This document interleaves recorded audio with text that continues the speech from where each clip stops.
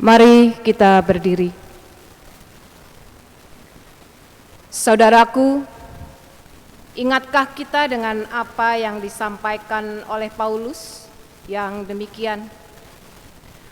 Tetapi setelah genap waktunya, maka Allah mengutus anaknya yang lahir dari seorang perempuan dan takluk kepada hukum Taurat. Ia diutus untuk menebus mereka yang takut kepada hukum Taurat, supaya kita diterima menjadi anak. Ya, waktunya sudah hampir tiba. Sang Juru Selamat akan segera datang.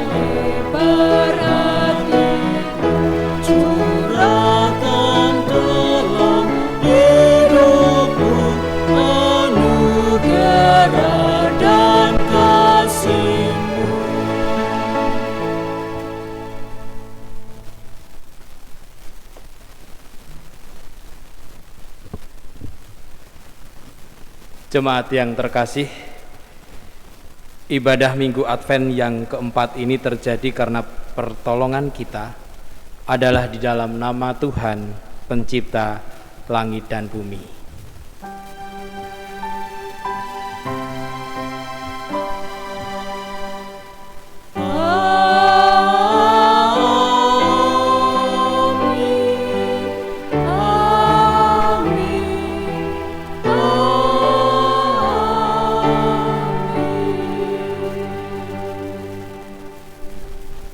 Kasih karunia dan damai sejahtera dari Allah Bapa dan dari Tuhan Yesus Kristus menyertai saudara sekalian. Dan menyertai saudara juga.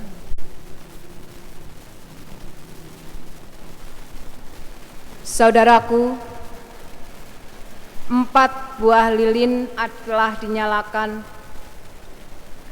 Hal ini menandai bahwa kita telah memasuki Minggu Advent yang keempat. Lilin keempat Advent yang berwarna ungu itu diberi nama Candle of Love, yang artinya lilin kasih atau lilin malaikat. Lilin ini menyimbolkan kedamaian. Lilin ini juga mengingatkan kita akan kabar yang dibawa oleh malaikat. Damai sejahtera di bumi di antara manusia yang berkenan kepadanya.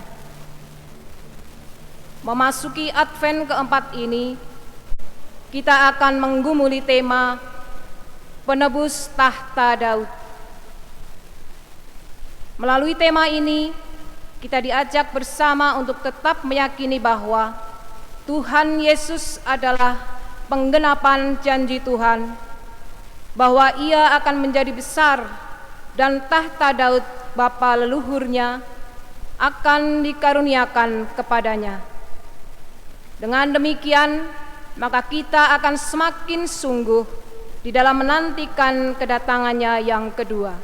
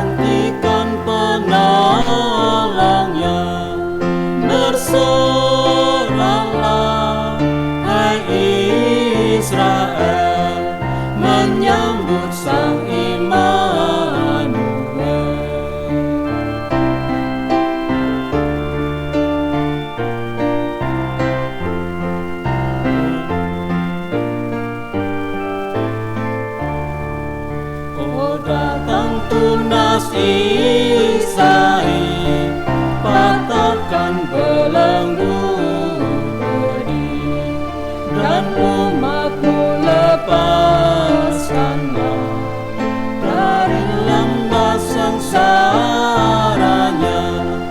Bersoraklah, hai Israel, menyambut Sang Immanuel.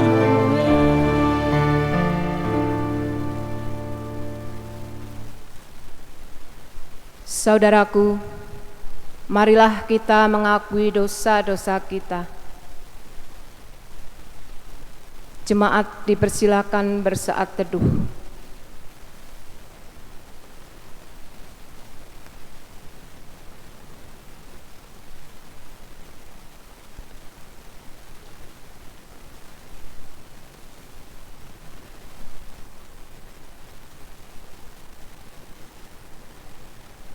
Ya Tuhan,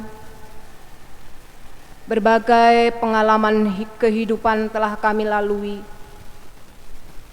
Kami merasakan bahwa ketika kami berhadapan dengan keterpurukan, kegagalan dan kehancuran, kami menjadi tidak berdaya.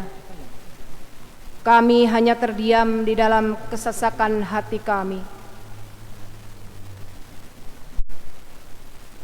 Dosa telah menyilaukan kami, sehingga kami tidak dapat melihat cahaya kasih-Mu, ya Tuhan. Ketika kami melihat dengan lebih teliti, maka kami menemukan bahwa banyaknya persoalan yang kami alami ini adalah akibat dari ketidaktaatan kami kepadamu. Bahkan alam yang seharusnya kami jaga dan lestarikan, justru kami rusak. Sesama yang seharusnya kami kasihi dan lindungi, justru kami sakiti hatinya. Kami sadar bahwa bencana alam dan bencana kemanusiaan disebabkan karena ketamakan kami yang tidak pernah mampu merasa cukup. Jemaat dipersilahkan bersaat teduh kembali.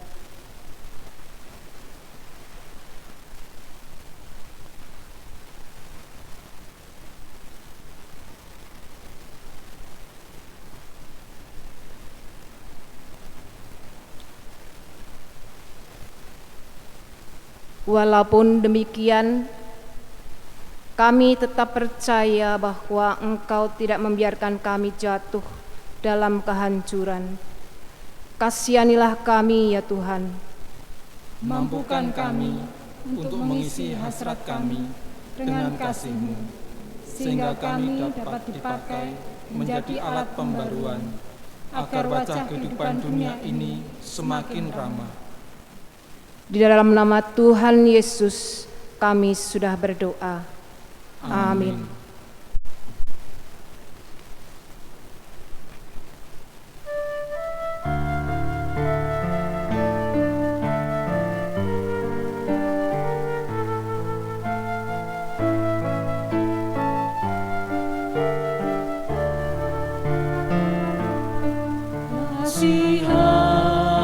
Kasihanilah aku yang lemah, ya Tuhan Maha Kuasa. Hapuskan semua kesalahan, berilah anugerah. Oleh kasih dan kuasa-Mu, ku rasakan damai-Mu. Aku dapat selalu dekat padamu, limpahkan rahmat-Mu.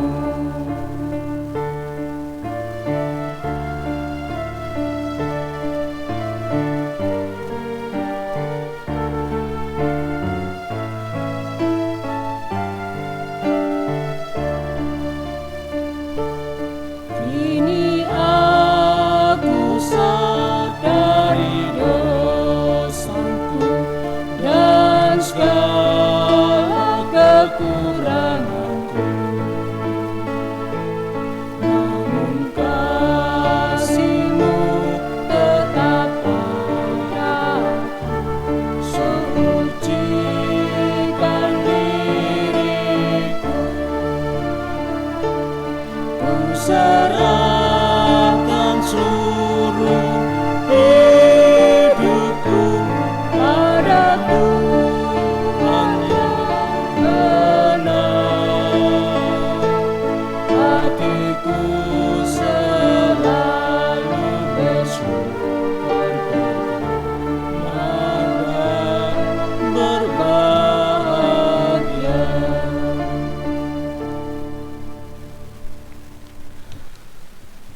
Saudaraku, inilah berita anugerah bagi kita semua. Pada waktu itu engkau akan berkata, aku mau bersyukur kepadamu ya Tuhan, karena sungguh pun engkau telah murka terhadap aku, tetapi murkamu telah surut dan engkau menghibur aku. Sungguh Allah itu keselamatanku, aku percaya dengan tidak gementar. Sebab Tuhan Allah itu kekuatanku dan mazmurku, Ia telah menjadi keselamatanku. Maka kamu akan menimba air dengan kegirangan dari mata air keselamatan. Demikianlah berita anugerah dari Tuhan. Syukur kepada Allah. Sungguh Sang Immanuel datang untuk mengubahkan yang rusak menjadi baru.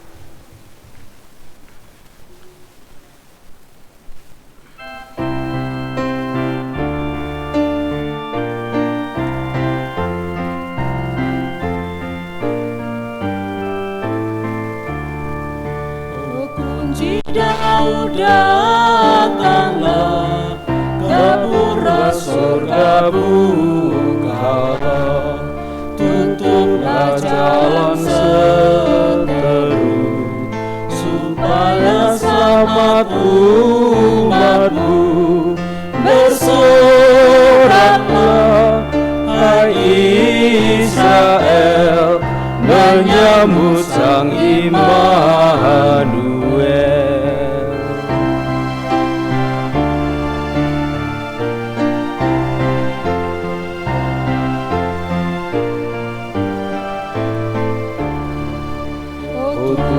Allah datanglah, firman-Mu berkuasa, seperti waktu kering di atas puncak Sinai.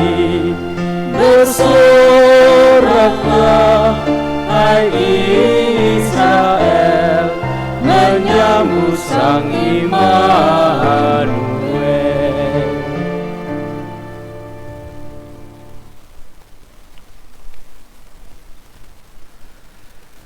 Saudaraku, mari kita bersepakat untuk memohon pertolongan Tuhan di dalam doa sebelum firman.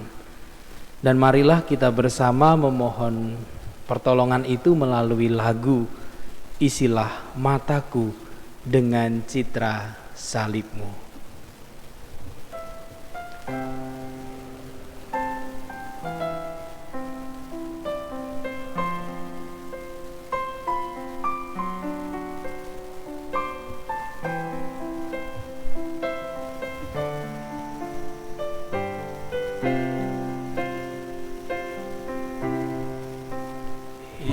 Isilah mataku dengan citra salib-Mu, dengan kasih-Mu penuh hatiku. Isilah mulutku dengan syukur padamu, hidupku seluruhnya milik-Mu. Di dalam nama Tuhan Yesus kami sudah berdoa. Amin.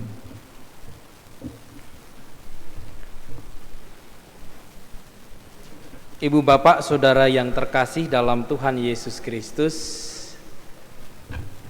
kita akan memperhatikan dua perikop dari Injil Lukas. Pasal yang pertama ayat 26 sampai ayat yang ke-45.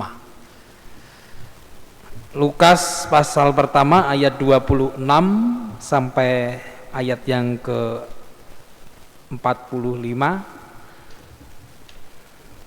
26 sampai 45 ini merupakan dua perikop yang nanti akan saya bacakan sekaligus.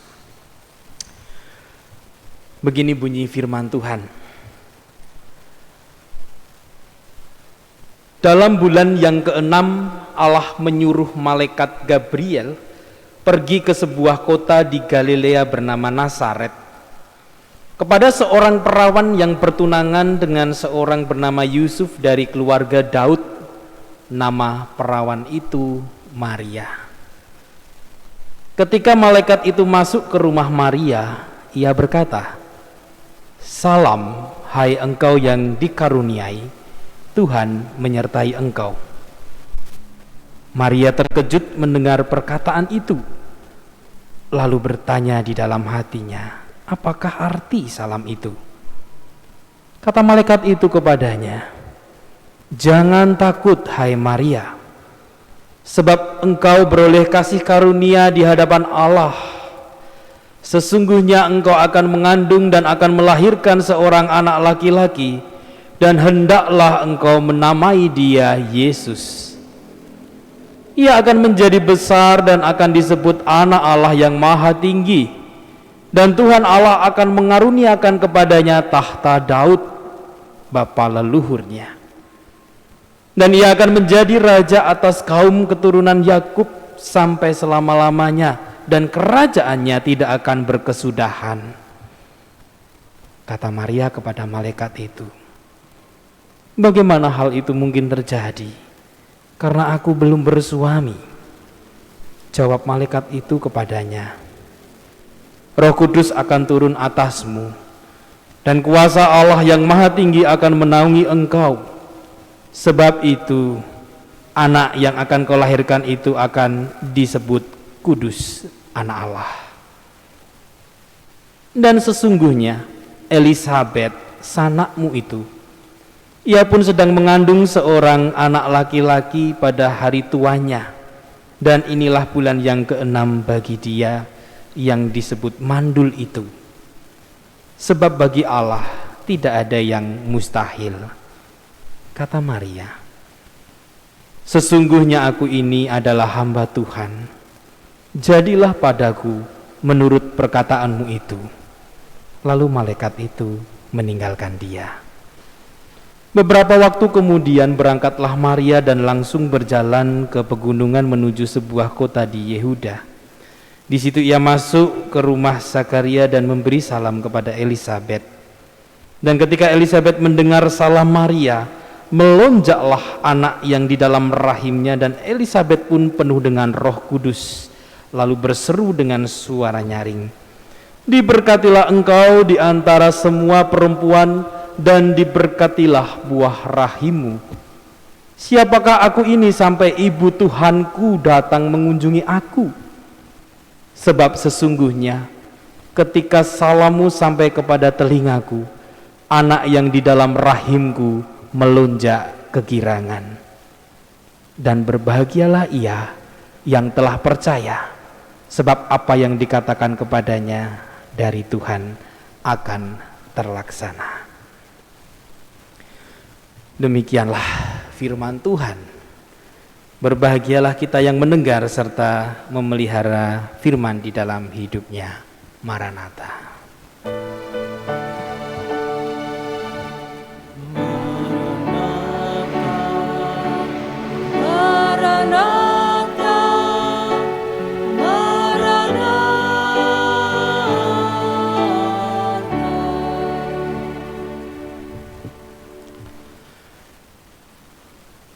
Selamat pagi, selamat siang, selamat sore, selamat malam untuk saudara-saudaraku, kekasihku yang menyaksikan channel ini. Hari ini kita memasuki Minggu Advent yang keempat, dan tema kita sungguh sangat menarik, yaitu pewaris tahta Daud. Pewaris tahta Daud. Tapi Bapak Ibu Saudara, jika kita sering mendengar istilah bahwa Mesias adalah anak Daud, sebenarnya lebih dari itu.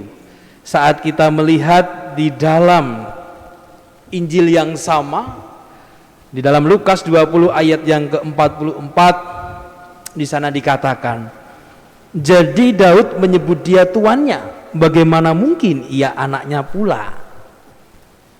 Mesias, Yesus Kristus, ternyata lebih dari sekedar anak Daud. Ia bukan sekedar pemimpin manusiawi seperti Daud, tapi ia juga anak Allah yang ilahi. Dia adalah pemilik tahta dunia dan surga. Dan saat kita bicara tentang Mesias yang adalah pewaris tahta Daud itu, dan ketika kita mencoba merenungkan bagaimana proses dia hadir di tengah-tengah dunia ini, maka kita akan semakin takjub bagaimana Sang Mesias ini bukan seperti para pemimpin yang lainnya. Dalam proses kehadirannya di dunia ini, Sang Mesias ternyata memiliki banyak hal-hal yang menakjubkan, termasuk kisah kita hari ini. Nah, Bapak Ibu Saudara, saya ingin mengajak kita untuk melihat, untuk merefleksikan, untuk barangkali kalau kita mau mengevaluasi bagaimana sih yang kita rasakan semenjak kita setelah beberapa tahun ini mengalami kehidupan yang baru. Kehidupan yang baru yang seperti apa? Kehidupan yang bersentuhan langsung dan bahkan sangat kerap sekali dengan yang namanya dunia maya, medsos. Apa yang kira-kira kita rasakan? Apakah ada pergeseran-pergeseran nilai, khususnya ketika kita menghayati relasi kita dengan orang lain? Bapak Ibu, saya mencoba searching di Google tentang hal ini dan saya langsung ketik tantangan relasi di tengah maraknya media sosial. Dan banyak di sana pilihannya. Banyak di sana artikel-artikel yang menulis tentang itu. Tetapi ada satu hal yang saya ambil, Bapak Ibu boleh setuju, boleh tidak. Yang paling mendominasi dari sekian hal yang muncul itu adalah relasi antar manusia itu menjadi kurang greget, khususnya relasi antar generasi. Bapak Ibu, generasi baby boomers dengan anaknya generasi Y, atau kita umumkan saja dengan istilah milenial gitu, itu memiliki jarak yang begitu jauh. Ketika Bapak Ibu membayangkan Bapak Ibu sedang di dapur menyiapkan makanan untuk anak-anak dan makanan itu telah tersaji, anak-anak di kamar depan, apa yang Bapak Ibu lakukan untuk saat-saat situasi di dalam perkembangan medsos saat ini? Bapak Ibu memilih untuk WA, lawange agak tertutup gitu ya. Nduk, masakane wis mateng gitu kan. Terus apa jawaban anak-anak Bapak Ibu? Kasih jempol gitu kan. Cuman jempol.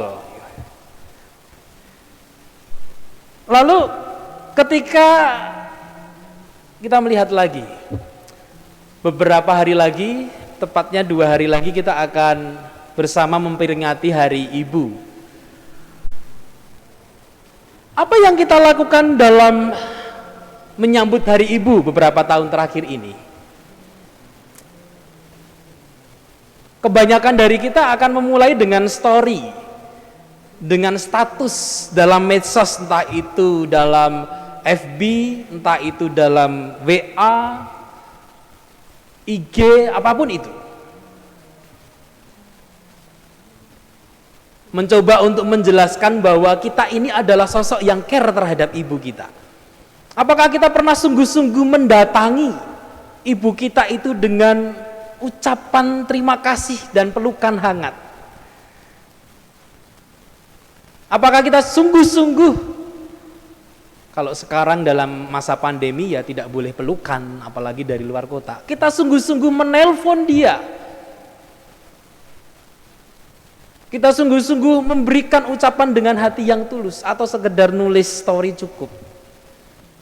Tujuan kita adalah supaya kita dilihat banyak orang, oh kita perhatian sama ibu.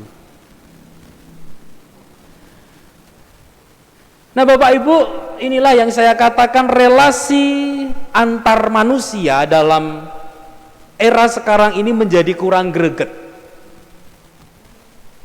Beberapa waktu lalu saya juga mengatakan sekarang itu bela sungkawa cukup gampang kok, copy paste saja ya. Derek bela sungkawa gitu ya. Apalagi sekarang di masa pandemi ini menjadikan alasan, kan saya nggak boleh hadir Pak ya. Kita perlu memaknai kehadiran itu seperti apa. Kehadiran akan bisa dirasakan tanpa keberadaan kita di tempat yang sama.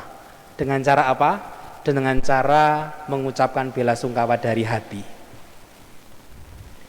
Nah saudara-saudara, hari ini kita akan melihat ada sebuah relasi yang sangat greget berbalik dengan relasi yang tadi kita bicarakan. Relasinya siapa? Relasi antara Maria dan Elizabeth. Saudara-saudara, banyak penafsir mengatakan bahwa perjalanan Maria untuk sampai kepada rumah Zakaria itu 130 km. Dan ia jalan kaki. Ini tentu tidak sesuai dengan anjuran dokter kandungan atau bidan-bidannya. Karena baru mengandung, jalan jauh, trimester pertama mestinya di rumah.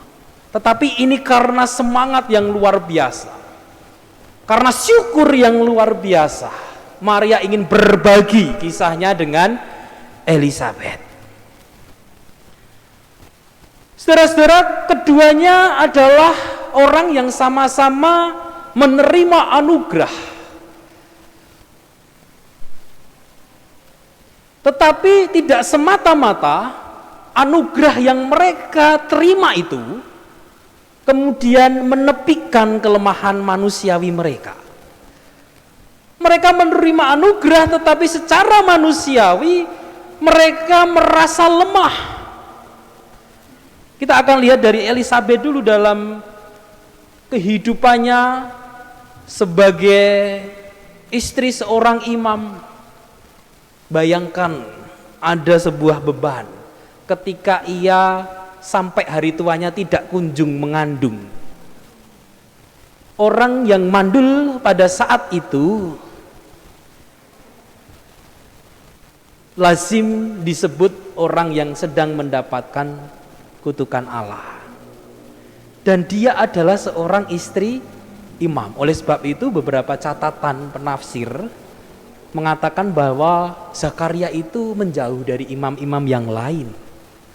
Karena ia merasa minder memiliki istri yang mendapatkan cap seperti itu. Lalu Maria, Bapak Ibu Saudara.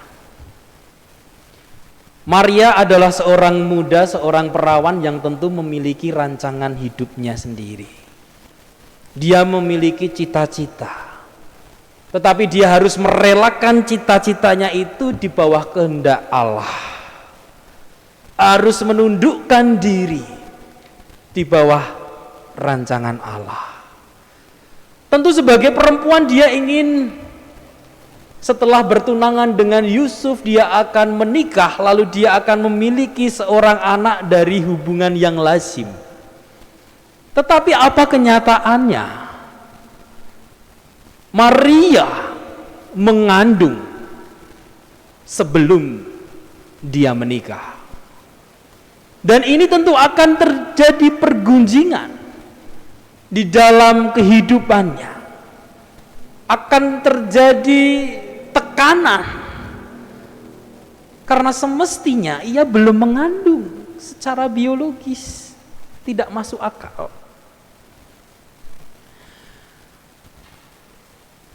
Bapak Ibu Saudara, Maria menerima anugerah itu.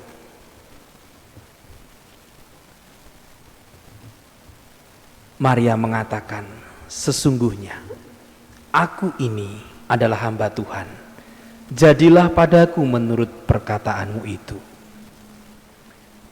Ungkapan Maria yang nampaknya tangguh dan kokoh ini ternyata menyisakan kerapuhan sebagai seorang manusia, terlebih sebagai seorang perempuan yang memiliki hati. Dia lari kepada Elisabet. Dia ingin berkisah kepada Elisabet. Di sini kita melihat Bapak Ibu Saudara, bagaimana mereka berdua ini memaknai kehadiran satu sama lain yang begitu berharga. Bagaimana Maria dengan hati yang sukacita sekaligus bimbang mencoba untuk menemukan seseorang yang bisa mendengarnya. Dan juga bagaimana Elisabet di dalam perundungan dirinya, dia akhirnya menerima seseorang yang memiliki nasib hampir serupa dengan dia. Dan akhirnya mereka saling memberkati. Ini mengingatkan kita Bapak Ibu bahwa di tengah-tengah kegelisahan kita, di tengah-tengah kegundahan kita, Tuhan menyediakan orang-orang yang peduli dengan hati kita. Tuhan menyediakan orang-orang yang mampu untuk kita ajak berbagi, menanggung beban ini. Saudara-saudara, dalam masa Advent yang keempat ini, saya ingin mengajak kita semua untuk setidaknya dengan hati yang tulus mengucapkan terima kasih kepada sosok-sosok yang telah hadir di sekitar kita. Mengucapkan terima kasih kepada orang-orang yang selama ini membawa kita sampai sejauh ini. Kita perlu belajar untuk kembali menyadari bahwa Tuhan menyediakan orang-orang itu untuk membuat kita menjadi lebih kuat, untuk membuat kita menjadi lebih tangguh. Minggu Advent ini kita akan belajar menghargai relasi. Seperti halnya Maria dan Elisabet yang telah menemukan relasi mereka yang penuh dengan berkat. Amin. Saat teduh bagi kita.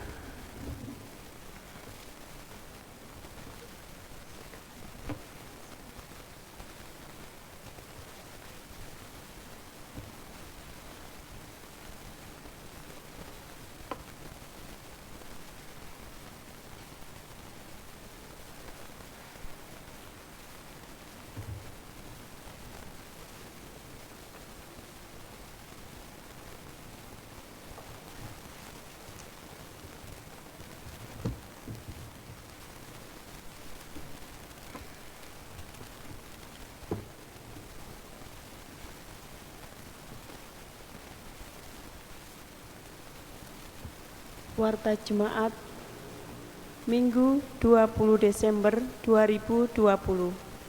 Yang pertama, pelayanan ibadah. Mempertimbangkan perkembangan situasi pandemi COVID-19, Majelis GKJ Klampok memutuskan ibadah Minggu dan ibadah Natal dilayani secara online atau kebaktian bersama keluarga di rumah masing-masing hingga waktu yang belum bisa ditentukan. Mohon perhatian dan dukungan doa segenap warga jemaat. Yang kedua, rangkaian ibadah masa Advent dan Natal GKJ Klampok tahun 2020.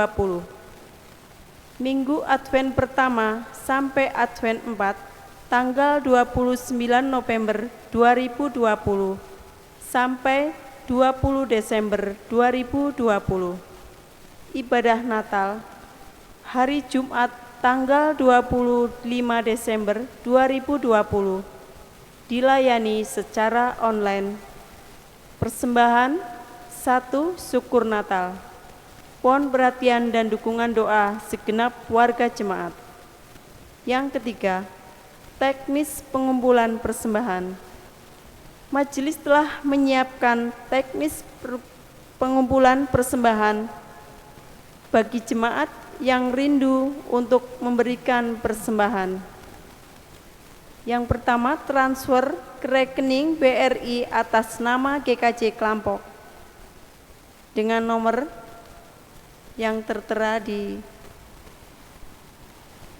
warta jemaat. Kemudian menghubungi majelis wilayah atau Bu Yosi terkait rincian persembahan yang diberikan. Yang kedua, dititipkan kepada majelis wilayah.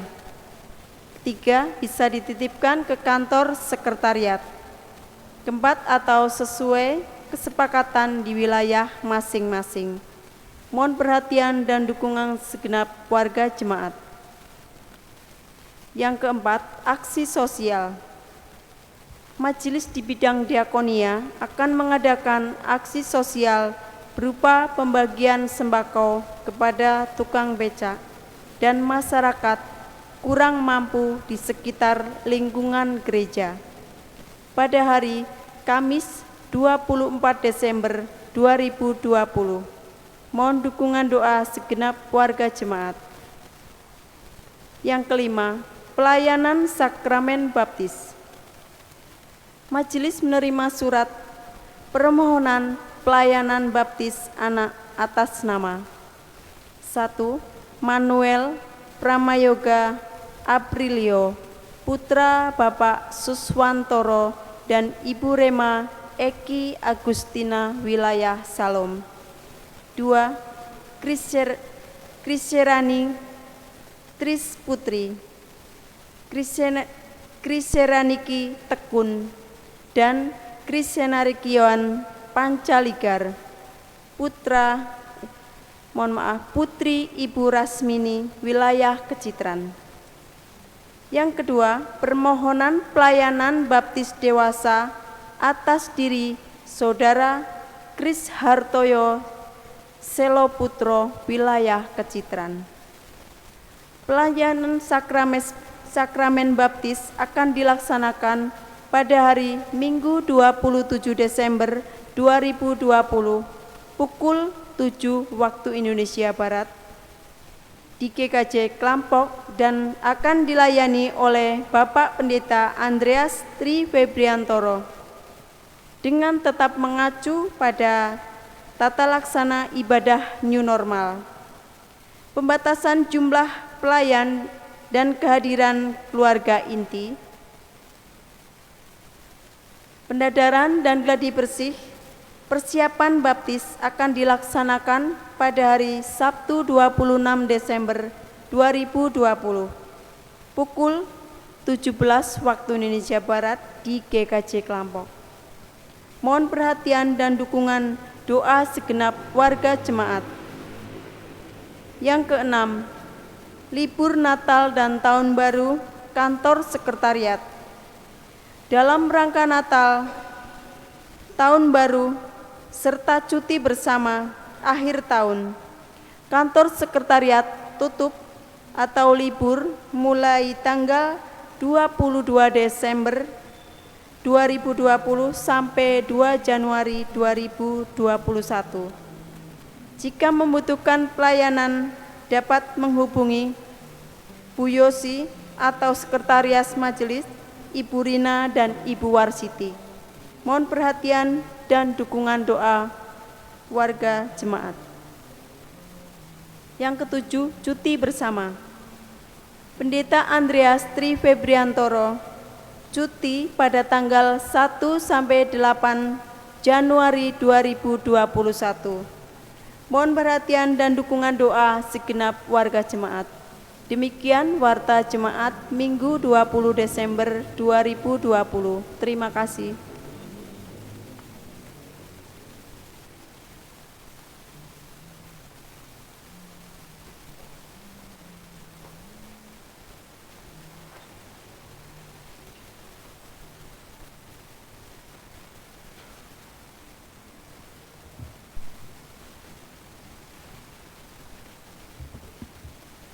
Jemaat dimohon berdiri.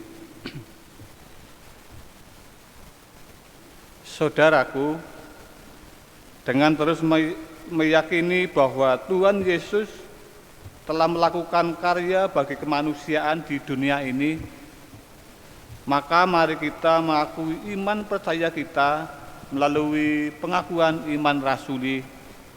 Kita mengucapkan demikian: Aku percaya pada Allah, Bapa yang Maha Kuasa, Khalik langit dan bumi, dan kepada Yesus Kristus, Anaknya yang tunggal Tuhan kita, yang dikandung daripada Roh Kudus, lahir dari anak darah Maria, yang menderita di bawah pemerintahan Pontius Pilatus, disalibkan, mati dan dikuburkan, turun ke dalam kerajaan maut. Pada hari yang ketiga, bangkit pula dari antara orang mati, naik ke surga, duduk di sebelah kanan Allah, Bapa yang Maha Kuasa, dan akan datang dari sana untuk menghakimi orang yang hidup dan yang mati. Aku percaya kepada Roh Kudus, gereja yang kudus dan am, persekutuan orang kudus, pengampunan dosa, kebangkitan daging, dan hidup yang kekal. Saat dimohon duduk kembali.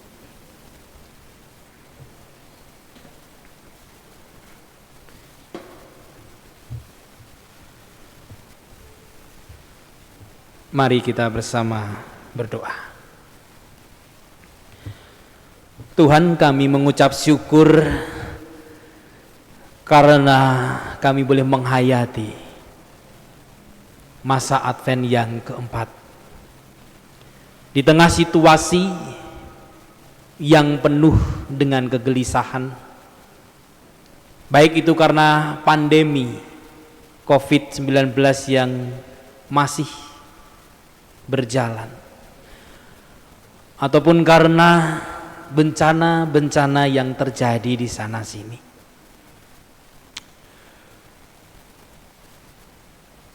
Kami bersyukur karena kami memiliki Raja, kami memiliki Tuhan yang juga hadir pada saat suasana yang tidak menenteramkan.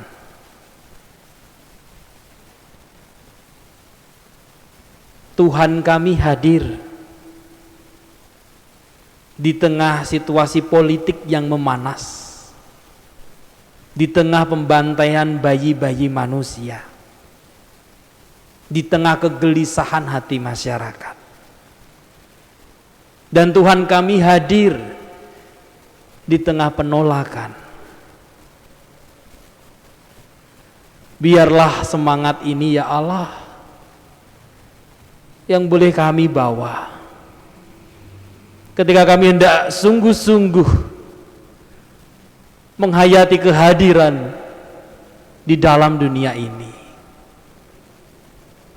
Maka kami pun harus berani menanggung derita di balik kisah kehadiran-Mu. Biarlah Tuhan bangsa ini Tuhan rengkuh dengan cinta. Dan juga setiap kami yang terus berupaya untuk menyelaraskan diri sebagai masyarakat. Tuhan berkati. Kami berdoa secara khusus, ya Allah, untuk jemaat-Mu yang terdampak pandemi ini. Tuhan pulihkan, Tuhan mampukan keluarga mereka untuk mendampingi dengan cinta. Tuhan gerakkan hati kami untuk juga hadir di dalam keresahan, kegundahan, dan kesulitan mereka, agar nyata panggilan hidup kami untuk saling menguatkan, saling mendukung, untuk terus bersama-sama berjalan di dalam pesiarahan iman ini. Tuhan Yesus,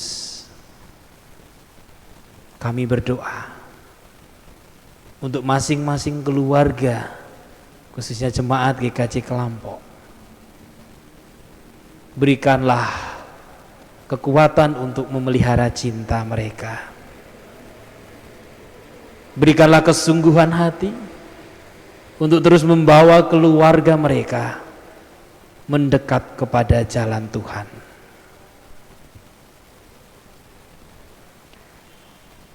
Ampuni kami ya Tuhan, jika kami sering melakukan dosa di hadapan Tuhan.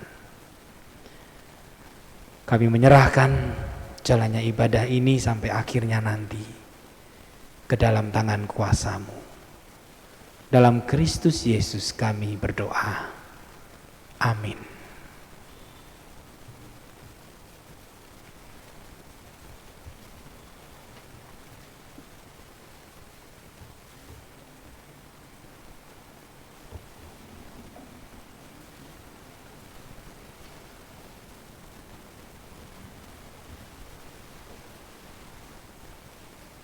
Saudara-saudariku yang terkasih di dalam Yesus Kristus, marilah kita mempersembahkan syukur kita kepada Tuhan dengan mengingat apa yang dinyatakan firman Tuhan dalam 2 Korintus 8 ayat yang ke-7. Maka sekarang, sama seperti kamu kaya dalam segala sesuatu, dalam iman, dalam perkataan, dalam pengetahuan, dalam kesungguhan untuk membantu, dan dalam kasih-Mu terhadap kami. Demikianlah juga hendaknya kamu kaya dalam pelayanan kasih ini. Untuk mengiringi persembahan pada saat ini, kita juga akan mempersembahkan pujian dari Kidung Jemaat 286, bait pertama dan kedua. Bumi dan langit pujilah. Selamat memberikan persembahan bagi Tuhan.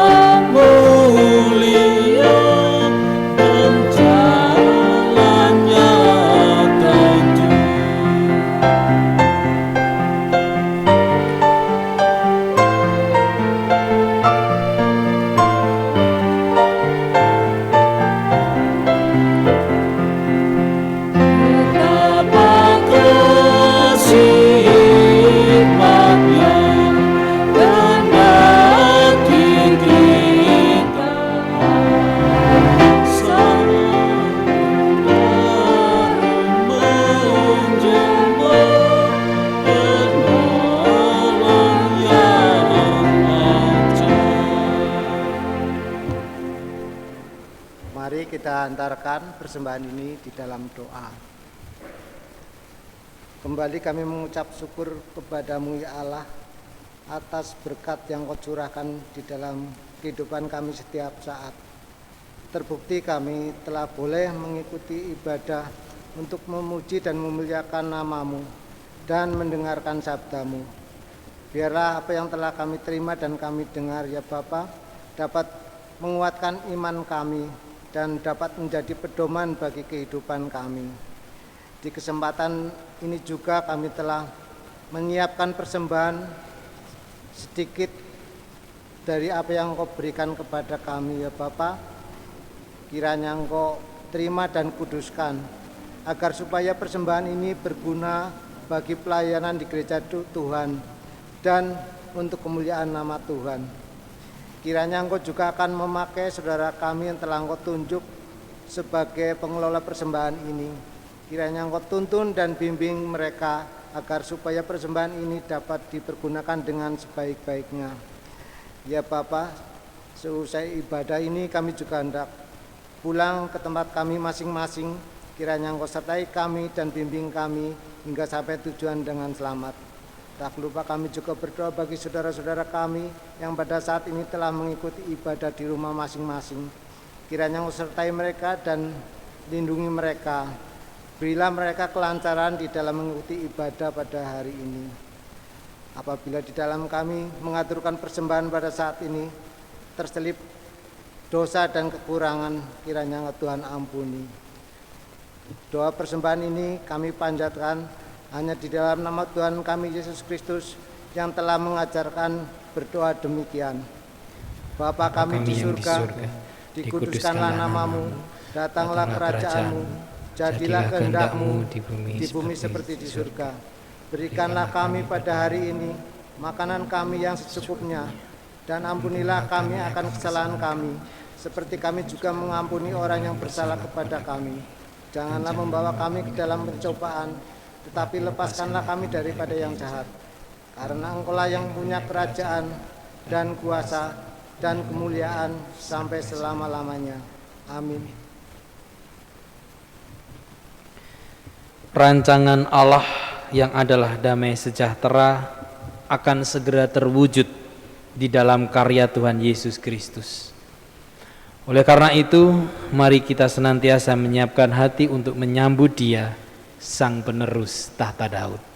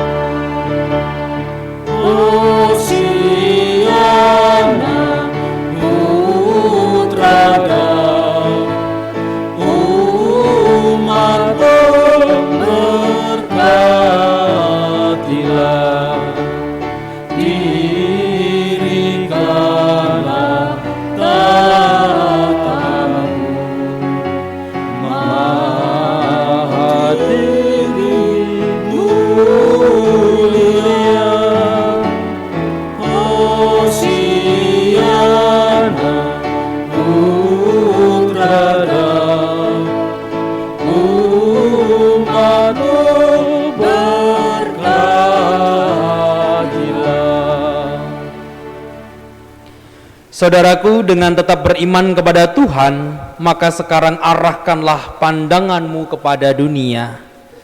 Dengan tetap berpegang pada Kristus, kami mengarahkan pandangan kami kepada dunia. Jadilah sahabat sesama.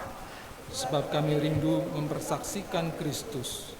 Terpujilah Allah Bapa, Anak, dan Roh Kudus, yang tidak pernah memisahkan kami dari kasih-Nya sekarang dan selama-lamanya.